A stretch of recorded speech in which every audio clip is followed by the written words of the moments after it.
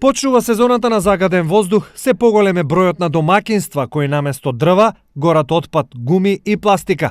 Ефектот е зголемена емисија на штетни честички во воздухот и опасност за здравјето на сите. Истокот важи за дел со релативно чист воздух, но минатата година Кочани беше една од најчесто посочуваните општини со зголемено присуство на PM честички. Проблеми имаше и во дел од Малешевијата, каде оган се гори речиси во секоја куќа.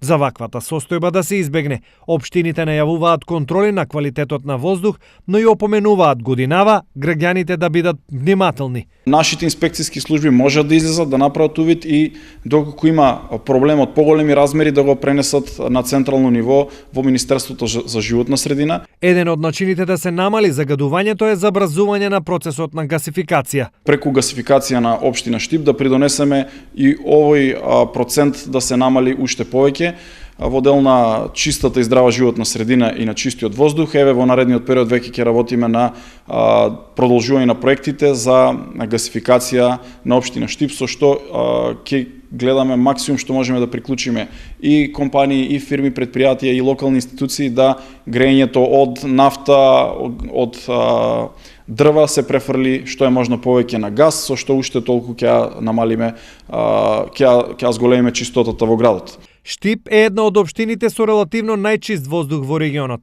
Овде количината на PM10 честичките се движи околу 13 мг на метар кубен, додека дозволените граници се до 50. Ова е резултат на постојните ветрови и отсуство на тешка индустрија. Сепак, големиот број на возила и дрвато од домакинства се голема опасност од загадување. Проблемот со загадувањето е присутен во сите градови во регионот, па соседна Бугарија воведе и казни за градоначалниците. Оние во чии општини воздухот е најзагаден се соочуваат со казни и до 5000 евра. Голема опомена за македонските градоначалници, зошто играли мечката кај комшијата, може да заигра и во нивниот двор.